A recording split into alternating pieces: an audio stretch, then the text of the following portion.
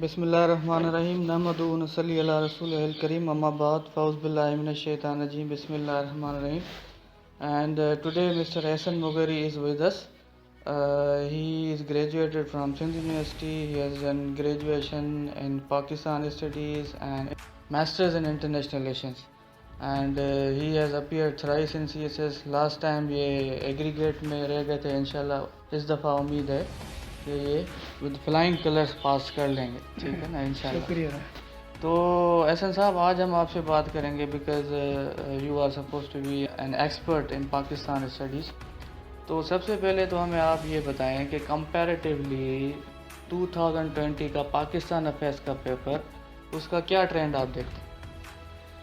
उसका जो ट्रेंड है बाकी पेपर्स से, जो पिछले मतलब प्रीवियस जितने पेपर्स थे सीएसएस के, तो उस हवाले से ये इस साल वाला पैटर्न है, उसमें अक्सर ये देखा गया पूरे पेपर्स में और खुसूसन पाकिस्तान स्टडीज़ में कि ये करंट अफेयर से ज़्यादा रिलेटेड है. ज़्यादातर इनके जो क्वेश्चंस हैं वो करंट अफेयर से रिलेटेड है. आप जो भी इसके साथ सवाल हैं एमसीक्यूज़ को छोड़ के आप देखेंगे एनर्जी पे, प्रॉक्सी वॉर्स पे और आजकल जो सिचुएशन चल रही है उस पे ही क्वेश्चंस है. सरप्राइजिंगली सिर्फ एक क्वेश्चन प्री इंडिपेंडेंस पीरियड से आया है. सिर्फ ठीक है, एक क्वेश्चन. उसके बाद एक पोस्ट इंडिपेंडेंस जो ये 1972 सिमला अग्रीमेंट है, उसके बाद सारे जो क्वेश्चंस है वो सारे करंट अफेयर्स से रिलेटेड हैं. तो सरप्राइजिंगली ये मेरा ख्याल है ऐसा पहली दफ़ा ही हुआ है जी बिल्कुल कि सिर्फ एक क्वेश्चन इन्होंने वो प्री इंडिपेंडेंस पीरियड से, मतलब जितनी भी आपने हिस्ट्री पढ़ी थी उसका कोई फ़ायदा नहीं, वो सब अदरवाइज वो 2-3 दे देते थे. 2-3 क्या बल्कि 4 मेरा ख्याल है, 4 वो देते थे प्री इंडिपेंडेंस से, 3 वो देते थे पोस्ट इंडिपेंडेंस, मतलब 50-50. लेकिन इस दफ़ा जो था वो जितने भी कैंडिडेट्स ये सीएसएस में बैठे थे, ये उनके लिए एक ऐसे समझें कि इंतहाई शॉकिंग था कि उन्होंने जब देखा कि सिर्फ एक सवाल, और मेरा ख्याल है जो पाकिस्तान स्टडीज़ की तैयारी करते हैं उनका ज़्यादा फोकस जो होता है वो प्री इंडिपेंडेंस होता है. वो मुग़ल से लेके वो जो मुस्लिम एरा उसको फैलाना, फिर वो मुस्लिम सोसाइटी, एग्जैक्टली, फिर struggle, war of independence, Pakistan जो है वो उसको मूवमेंट, तो ये सारी चीज़ें इनमें से कुछ भी नहीं आता. सिर्फ एक क्वेश्चन जो है वो शेख अहमद सरंदी के रिफॉर्म्स, और रिफॉर्म्स भी नहीं उसने पूछे बल्कि उन्होंने वो पूछे कि उसके जो इन्फ्लुएंस क्या है. बाकी जितने भी इसमें मैं देख रहा हूँ कि सारे जो 7 क्वेश्चंस हैं वो सारे पोस्ट इंडिपेंडेंस हैं और मोस्टली करंट अफेयर्स हैं. तो इसका क्या आप देखते हैं कि इन्फ्लुएंस पड़ता है जो तैयारी करते आते हैं, जिस तरह अकेडमीज़ भी जो हैं उनका भी लाहौर हो, इस्लामाबाद हो, उनके ज़्यादा फोकस हो प्री इंडिपेंडेंस पीरियड पे होता है, वो ज़्यादा काम उसी पे करवा रहे होते हैं, और मोस्टली जो हमारे अकेडमी से जो उनसे आ रहे होते हैं, तो वो हाँ जी मेरे हवाले से ये है कि अब जो ट्रेंड चल रहा है तो जितने भी एस्पायरेंट्स हैं वो उसी ट्रेंड के हवाले से चलें तो बेहतर है. लाइक वो अखबार को टाइम दें, और अकेडमीज़ भी जितने भी हैं वो भी अभी अपने ट्रेंड्स को चेंज कर रहे हैं. मतलब अकेडमीज़ भी अभी बच्चे को ये बोलते हैं कि आप एनालिटिकल बनो, और एनालिटिकल बनने में अकेडमीज़ उनकी हेल्प करते हैं और उनको मतलब करंट अफेयर्स से रिलेटेड डिस्कशंस करवाते हैं, नोट्स देते हैं और फिर उनसे लिखवाते हैं. तो इस तरह से अकेडमीज़ का भी जो रोल है वो समझते हैं कि अभी थोड़ा इसका जो माइंडसेट है वो करंट अफेयर्स की. अच्छा, मुझे आप ये बताएं कि ये जो एब्रप्ट यू टर्न आया है पाकिस्तान अफेयर्स में, इसके क्या पॉजिटिव एंड नेगेटिव इफ़ेक्ट्स देखते हैं 2020 के पाकिस्तान अफेयर्स के रिज़ल्ट पर? अच्छा, रिज़ल्ट पर मेरे ख्याल में तो ये बड़ा अनएक्सपेक्टेड रिज़ल्ट होगा, क्योंकि जितना भी प्रीवियस था वो बच्चों ने हिस्ट्री से ज़्यादा पढ़ा, तो अभी बिल्कुल सबके लिए सरप्राइजिंग था. मतलब हमारे लिए, मेरे लिए, जितने भी एस्पायरेंट्स थे सबके लिए एक सरप्राइजिंग था कि यार ये किस तरह से पेपर आ गए. लेकिन आप देखेंगे कि सिलेबस में दिया हुआ है, मतलब सिलेबस में करंट पोर्शन में दिया हुआ है, तो उन लोगों ने बस वेटेज उसको उस करंट वाले पोर्शन को दिया और मेरे ख्याल में सरप्राइजिंग और रिज़ल्ट अनएक्सपेक्टेड है. कुछ भी आ सकता है, लेकिन बच्चों के हवाले से बड़ा सरप्राइजिंग था. देखें, एक चीज़ मैं हमेशा अपने स्टूडेंट से कहता हूँ कि अगर आपने 3 साल 4 साल 5 साल CSS की तैयारी की है और अगर आपको कोई पेपर चैलेंजिंग लग रहा है, तो इसका ये मतलब नहीं है कि सिर्फ वो आपके लिए चैलेंजिंग है। अगर वो 4 5 10 साल प्रिपरेशन करने के बाद भी अगर आपको कोई चीज़ चैलेंजिंग लग रही है, तो वो सबके लिए चैलेंजिंग है ना। सपोज़ अगर आपने 10 किलोमीटर दौड़ के लिए तैयारी की, लेकिन जब दौड़ का वक्त आया तो वो दौड़ 10 किलोमीटर से 20 किलोमीटर हो गई, तो अब जितने भी दौड़ने वाले हैं तो सबको ही 20 किलोमीटर दौड़ना पड़ेगा। तो अगर कोई चीज़ आपके लिए चैलेंजिंग है, तो ये आप इसको एक पॉजिटिव साइन लें कि ये सिर्फ आपके लिए नहीं है, बल्कि it is for the rest of the candidates. दूसरी चीज़ ये कि जो इस साल का जो पेपर है 2020 का, अगर इसमें हिस्ट्री से ज़्यादा सवाल नहीं आए तो ऐसा नहीं है कि हम उस हिस्ट्री को पढ़ना ही छोड़ दें, क्योंकि नेक्स्ट ईयर ये ट्रेंड फिर रिवाइव भी हो सकता है फिर अगले साल 4 क्वेश्चंस आ जाएं। हाँ, करंट अफेयर्स को हमने जहन में रखना है, लेकिन ऐसा नहीं कि हम हिस्ट्री को बिल्कुल पढ़ना ही छोड़ दें। मुझे ये लगता है क्योंकि जो 7 क्वेश्चंस इसमें आए हैं, एक पाकिस्तान अफेयर जो प्री इंडिपेंडेंस से पहले, वो कोई ऐसे एस्पेक्ट्स नहीं है या ऐसे डायमेंशंस नहीं है जिनको during the preparation of CSS कोई टच ना करता हो।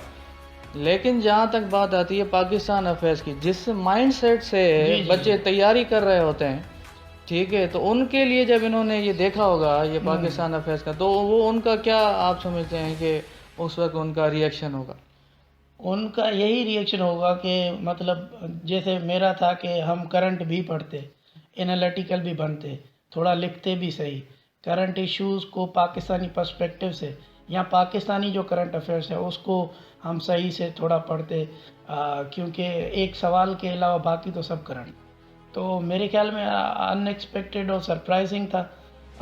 तो जिसकी भी करंट अफेयर्स अच्छी थी उसने वो पेपर अच्छा किया। और अभी नेक्स्ट स्ट्रेटजी जो आने वाले एस्पेरेंट्स हैं तो वो ये करें कि दोनों पोर्शंस को टाइम दें, मतलब किसी एक को इग्नोर ना करें, लेकिन ज़्यादातर क्योंकि अभी फोकस करंट पे है तो करंट को ज़्यादा फोकस करें। ठीक है, तो ऐसा साहब आज हम आपसे कुछ क्वेश्चन इसके डिस्कस करेंगे और मोस्टली जो हमारा फोकस होगा वो करंट अफेयर्स के क्वेश्चन होगा। ठीक तो सबसे पहले हम जो है क्वेश्चन नंबर 5 को डिस्कस करते हैं, जिसमें ये है कि जो टर्म प्रॉक्सी है या ठीक है उसका क्या मतलब है। मैं इसको पढ़ के आपको ज़रा बता देता हूँ। ठीक है, पढ़ता हूँ। What is meant by the term proxy war and are there any extrinsic factors at play in internal security situation of Pakistan. तो 2 डायमेंशनल क्वेश्चन है, इसको आप किस तरह देखते हैं। तो सबसे पहले तो हम बताएंगे कि ये प्रॉक्सी वार होती क्या है। जी बिल्कुल जी। अब ये है कि जिस तरह मैंने इसको अटेम्प्ट किया और शायद मेरे ख्याल में वो तरीका भी ठीक है कि पहले हम सवाल को समझते हैं, मतलब सवाल से इधर उधर हमें नहीं होना है, मतलब लाइक के बच्चे बैकग्राउंड देते हैं वो भी हमें नहीं देना चाहिए, और सवाल को समझे बगैर अपनी एनालिसिस देते हैं तो वो भी नहीं देना चाहिए। तो इस सवाल में जिस तरह सवाल की, लेकिन अपनाने की और राइट करने की, प्रेजेंटेशन का हर किसी का अपना तरीका होता है, लेकिन डील सवाल को ही करना चाहिए। तो मैंने इसको जिस तरह वहाँ लिखा इधर मैं वही बताऊँगा कि पहले मैंने इंट्रोडक्शन दिया, इंट्रोडक्शन के बाद मैंने देखा कि सवाल वर्ड इंट्रोडक्शन, और उसके बाद मैंने सवाल को जाके देखा कि सवाल 2-3 चीज़ें पूछ रहा है। एक तो प्रॉक्सी वार का टर्म पूछ रहा है कि प्रॉक्सी वार क्या है, नंबर 1। नंबर 2 वो ये पूछ रहा है कि क्या एक्सटर्नल जो फैक्टर्स हैं वो पाकिस्तानी इंटरनल सिक्योरिटी के सिचुएशंस बनाते हैं, मतलब are there any external factors which are creating problems for internal security या इंटरनल सिक्योरिटी सिचुएशन। तो 2 अभी इसके पार्ट्स हो गए। तो हम देखेंगे कि एक्सटर्नल फैक्टर्स एक तो बताएंगे कि हैं या नहीं है, क्योंकि वो आर पूछ रहे हैं। तो पहले तो हम बोलेंगे कि भाई जैसे मैंने बोला कि हाँ एक्सटर्नल फैक्टर्स हैं, अब उसकी रिलेशनशिप करनी है विथ इंटरनल, मतलब उसका इन्फ्लुएंस एक्सटर्नल बता के वहाँ पे ही हमें इंटरनल सिक्योरिटी सिचुएशन पे उसका असर बताना है। तो पहले आते हैं प्रॉक्सी वॉर पे। इंट्रोडक्शन तो आप होलिस्टिक और होल सारे पार्ट्स को बना के आप इंट्रोडक्शन दोगे। इंट्रोडक्शन के बाद जो पहला हम की हेडलाइन डिस्कस करेंगे, आउटलाइन डिस्कस करेंगे, वो है व्हाट इज़ प्रॉक्सी वॉर। तो अभी मैं थोड़ा सा डेफिनेशन बता देता हूँ, फिर हम अगले सवाल की तरफ जाएंगे। प्रॉक्सी वॉर हम जो भी इंग्लिश के हैं जहाँ इस वर्ड को जानते होंगे तो यही है कि आप किसी और की वार लड़ें। when you are fighting the war of another, when you are not directly involved in the war, or when you are fighting the war for the major powers, और वो जो खुद इन्वॉल्व नहीं होते और आपको इन्वॉल्व करवाते हैं। फॉर एग्जांपल 1979 वाला जो वार था, रशियन अटैक इन अफगानिस्तान, तो वो एक प्रॉक्सी वार था। Pakistan was fighting the proxy वार। तो प्रॉक्सी वार टर्म को आपको सही से डिफाइन करना है। उसके बाद अभी दूसरे पार्ट पे आपका कहना ये है कि प्रॉक्सी वार वो होती है जिसमें अपने मफादात से ज़्यादा किसी और के मफादात के लिए जंग की जाए।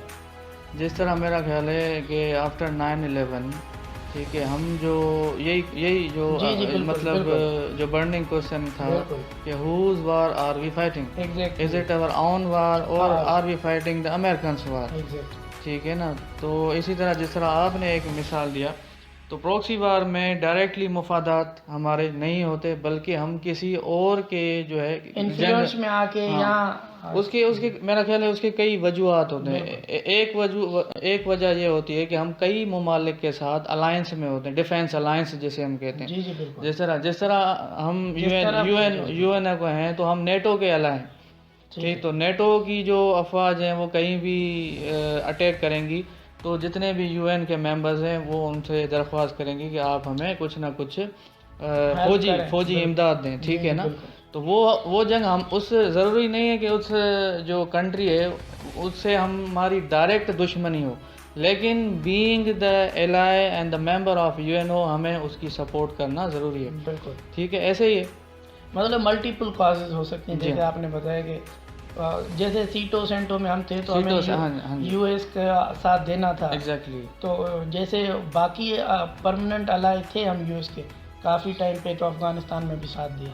जैसे 9/11 के बाद भी हमने उनको साथ क्योंकि देखिए 9/11 जो वाक़या हुआ था वो पाकिस्तान में तो हुआ नहीं था। ये मैं जो नए बिगनर्स हैं उनके लिए थोड़ा मैं वाज़ेह, क्योंकि 9/11 का वाक़या तो हुआ था अमेरिका में। एग्जैक्टली, ठीक है। तो डायरेक्टली पाकिस्तान का कोई लेना देना था नहीं, लेकिन पाकिस्तान हमेशा you will find it in the front line, ठीक है। सबसे पहले जो था उसको टेररिज्म को कैटर करने के लिए Pakistan was in the front line, ठीक है। लेकिन चाहे वो उसकी वार थी या नहीं थी, तो इसको हम कहते हैं प्रॉक्सी वार। और इसको हम अभी जो उसने सवाल का एक हिस्सा ये पूछा है कि प्रॉक्सी वार को डिफाइन करें, तो एस्पायरेंट्स को पहले डिफाइन करना है, फिर एग्जांपल्स देने हैं, कुछ दलाइल देने हैं, जैसा हमने अभी दी। जी बिल्कुल। उसके बाद उसको एक्सप्लेन करके सही से एंड करके फिर दूसरे पार्ट की तरफ जाना है। और दूसरा पार्ट ये है कि वो आपसे सवाल पूछ रहा है कि क्या एक्सटर्नल फैक्टर्स हैं, हमारी इंटरनल सिचुएशन जो ख़राब है जहाँ होती है उसके पीछे एक्सटर्नल सिचुएशंस हैं। तो उस हवाले से 3-4 एक्सटर्नल फैक्टर्स मैंने उनको ये लिख के बताया कि हाँ भाई 3-4 एक्सटर्नल फैक्टर्स हैं ब्रॉडली जो पाकिस्तान की इंटरनल सिचुएशन सिक्योरिटी का कंसर्न्स बनाती हैं। लाइक यूएस की पॉलिसीज़, मतलब towards Pakistan, towards region, towards globe, वो पाकिस्तान की इंटरनल सिक्योरिटी सिचुएशन बनाती है।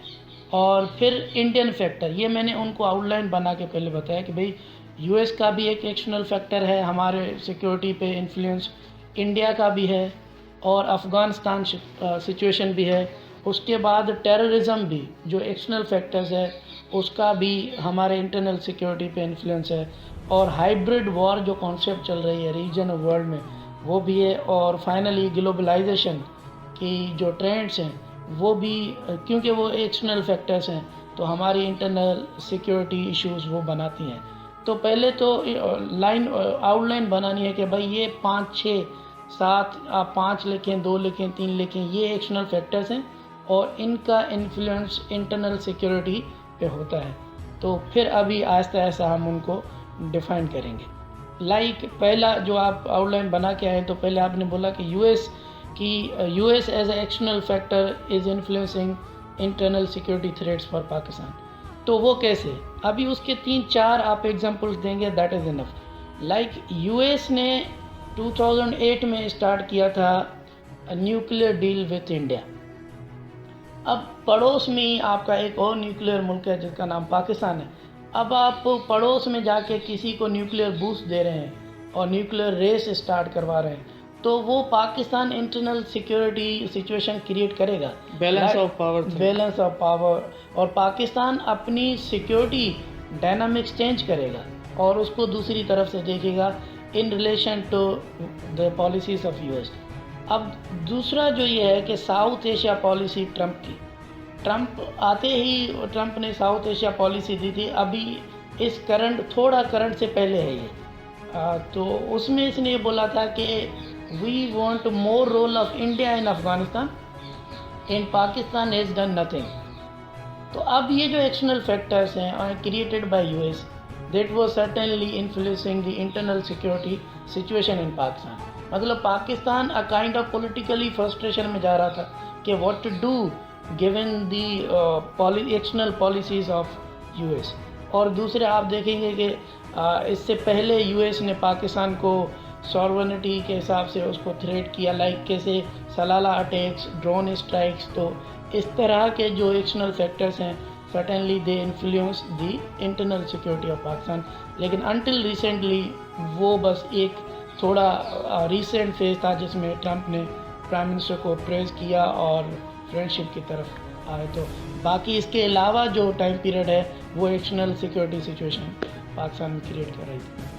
अब इंडिया का जो एक्सटर्नल फैक्टर है, मतलब India as external factor Pakistan की इंटरनल सिक्योरिटी को कैसे थ्रेट कर रही है। आप कुलभूषण यादव वाला केस देखें, उसने जाके कराची और बलूचिस्तान इन दोनों पे सिक्योरिटी सिचुएशंस क्रिएट करवाए। तो ये भी एक एक्सटर्नल इन्फ्लुएंस था इंटरनल सिक्योरिटी पे पाकिस्तान। और कश्मीर पे जो हमला किया जो पाकिस्तानी पार्ट में, I think in Feb of 2000 this year I think, तो उस पे भी सिचुएशन ख़राब हो गई, internal security threat security situation of Pakistan और क्रॉस बॉर्डर टेररिज्म जनरली। तो ये दो यूएस और इंडिया के।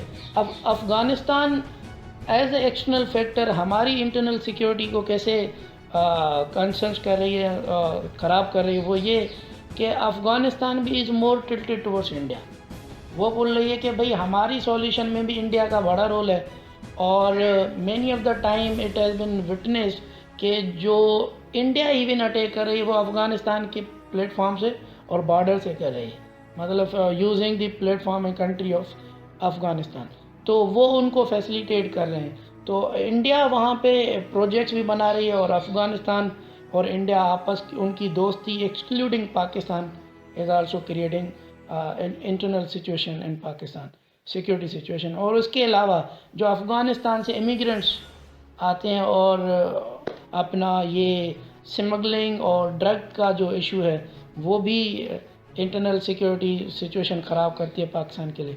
अब टेररिज्म ब्रॉडली आप देखें कि हमारा इंटरनल मसला नहीं था, ये 9/11 के बाद ही ज़्यादा पॉपुलर हुआ है। तो this has come from outside और उसने आके पाकिस्तान की इकोनॉमी, सोशल फैब्रिक और पॉलिटिकल फैब्रिक सबको ख़राब कर दिया। वी कैन रिलेट इट कि how external factor like terrorism is used violated the Pakistani fabric.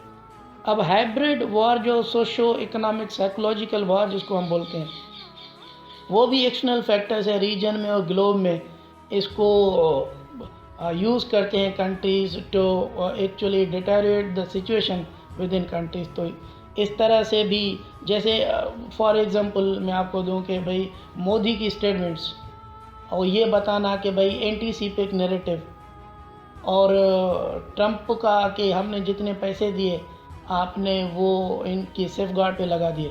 तो इस तरह के ट्वीट्स और साइकोलॉजिकल प्रेशर वो एक्सटर्नली होता है, तो इंटरनल सिक्योरिटी सिचुएशन ख़राब करती है किसी मुल्क का। तो इस हवाले से उसने हमारे मुल्क का भी इंटरनल सिक्योरिटी इश्यूज बनाए हैं। तो बाकी जो ग्लोबलाइजेशन है उसमें ये सारे फैक्टर्स भी आ जाते हैं, लेकिन ग्लोबलाइजेशन जो इंटरनेशनल मॉनेटरी रिजीम्स हैं, इंटरनेशनल वो मॉनेटरी हों या पॉलिटिकल रिजीम्स हों, इकोनॉमिक रिजीम्स हों, वो रिजीम्स के थ्रू भी उनकी प्रेशर्स की वजह से भी हमारी इंटरनल सिक्योरिटी काफ़ी ख़राब हुई है और सिचुएशंस क्रिएट हुई हैं। तो आप इनको बस डिफेंड करेंगे, एग्जांपल्स देंगे और उनसे प्रूव करेंगे कि yes, external factors, there are many external factors which are creating internal security situation for Pakistan। और उसके बाद आप काजेस लिख सकते हैं उनके और इफ़ेक्ट्स भी लिख सकते हैं, सॉल्यूशन दे के आप इसको एंड कर सकते हैं। क्योंकि लॉजिकली मैं ये समझता हूँ जी। कि अगर आप किसी और के बिहाफ पर किसी भी मुल्क से लड़ते हैं जी जी तो डेफिनेटली आपकी और उस मुल्क की हाँ। डायरेक्ट रिवेलरी भी जनरेट होती है। एग्जैक्टली, और ये भी एक एक्सटर्नल सिचुएशन हो जाएगा। एग्जैक्टली तो वो भी डेफिनेटली उनके आपके डायरेक्टली रिलेशंस ख़राब होते हैं, फिर वो भी आपके एक्शन में रिएक्ट ज़रूर करते हैं। ठीक होगा। ठीक है, मुझे जहाँ तक याद आ रहा है कि जब ये चाइना और अमेरिका की आपस में जो एक कोल्ड वार थी या डायरेक्ट वार भी जी थी, जी तो इसमें मतलब अमेरिका का अलाय होने की वजह से पाकिस्तान ने जो हिमायत की थी वो अमेरिका की थी, जिस पे चाइना जो था वो बड़ा नाला हुआ था। जी, लेकिन हमारी मजबूरी थी क्योंकि हमारा उनसे डिफेंस अलायंस था। सही। तो जब ये प्रॉक्सी वार्स होती हैं तो आप मुझे ये बताएं कि क्या ये प्रॉक्सी वार्स कहाँ तक, कितनी हद तक ठीक हैं या कितनी हद तक ये गलत हैं, तो इसके क्या ग्लोबली इफेक्ट होता है? मेरे ख्याल में प्रॉक्सी वॉर्स आप देखेंगे हिस्ट्री प्रॉक्सी वॉर्स की, तो प्रॉक्सी वॉर्स में जो कंट्रीज़ यूज़ होते हैं वो अक्सर काफ़ी चीज़ों के इन्फ्लुएंस में ऑलरेडी होते हैं, सफ़र कर रहे हैं। सफ़र कर रहे होते हैं। लाइक इकोनॉमिक, जैसे मैं आपको एक स्टेटमेंट दे दूँ, मुशर्रफ ने अपनी किताब में लिखी थी in the line of fire. Musharraf ने ये बोला था कि जब पहले मुझे बोला गया था अमेरिका की तरफ से कि you have to be with us otherwise we will send you to stone age, ठीक है, तो मेरा पहला रिएक्शन ये था कि मैंने कहा कि मैं इनकी हेल्प नहीं करूँगा, I will not be the party to US against Afghanistan. Then when he says when senses prevailed, और लोगों ने बताया कि हमारी इकोनॉमिक, पॉलिटिकल और सोशल और अमेरिका के साथ रिलेशनशिप में क्या डिफरेंस है, पावर डायनामिक्स क्या हैं दोनों के, तो इन सारी चीज़ों को एनालाइज करने के बाद we came up with an idea कि भाई नहीं, हेल्प करनी चाहिए। तो प्रॉक्सी वॉर्स में जो कंट्रीज़ यूज़ होते हैं, तो जैसे आपने बताया कि या तो अलाइंसेस की वजह से होते हैं, या सोशल पॉलिटिकल कंपल्जन्स की वजह से होते हैं, और या पावर डिफरेंस बड़ा होता है, और तीसरा अगर कोई खुशी से करे तो फिर आइडियोलॉजिकल सिमिलरिटीज़ होंगी और पॉलिटिकल सिमिलरिटीज़ भी हो सकती हैं। और इससे बढ़कर आप सबसे बढ़कर नेशनल इंटरेस्ट देखते हैं। अगर आपको लगता है कि प्रॉक्सी वॉर में होना नेशनल इंटरेस्ट है तो शायद कंट्रीज जाते हैं। अगर उनको ये लगता है कि नहीं, प्रॉक्सी वॉर में इन्वॉल्व होना और नेशनल इंटरेस्ट के ख़िलाफ़ है, तो फिर अगर वो जाते हैं तो कंपल्शन में जाते, वरना नहीं जाते। तो इनका इन्फ्लुएंस इफ़ेक्ट तो बड़ा ज़्यादा है वो इस हवाले से कि देखिए, जितनी भी हमारी प्रॉक्सी वॉर की हिस्ट्री है, तो हमने लेटर ऑन जाके ये बोला है कि हमें नहीं होना चाहिए था इसका पार्ट, क्योंकि फिर देखें तालिबान इशू भी उस वजह से है और ड्रग इशू भी उस वजह से है, और जितने भी हमारी सिचुएशन इंटरनल ख़राब हुई है वो हमारी डिसीशंस की वजह से। लेकिन पॉलिटिकली देखा जाएगा तो ये फॉरेन पॉलिसी में होगा कि भाई out of compulsion we went and help. अच्छा एहसन साहब, अभी इस क्वेश्चन का आप एक कॉम्प्रिहेंसिव कंक्लूजन जनरेट करें। ठीक है, वो इस क्वेश्चन के हवाले से ये है कि आप इंट्रोडक्शन बताएं, इंट्रोडक्शन के बाद आप प्रॉक्सी वॉर को डिफाइन करेंगे। Proxy war is a war which is fought not directly or you are being used by any major power. किसी भी वार में आपको इन्वॉल्व किया जाता है तो उसको हम प्रॉक्सी वॉर कहते हैं। उसकी आप मिसालें दे सकते हैं। उसके बाद ये सवाल का दूसरा पार्ट ये है कि नहीं, हम इसको कॉम्प्रिहेंसिवली इसको किस तरह अभी डिस्कशन को कंक्लूड करेंगे। मतलब मैं थोड़ा आपको ले नहीं पा रहा, किस तरह आप बोल रहे हैं कि इसको हम डिस्कशन को अब किस तरह कंक्लूड करें कि इस क्वेश्चन के means in terms of this question.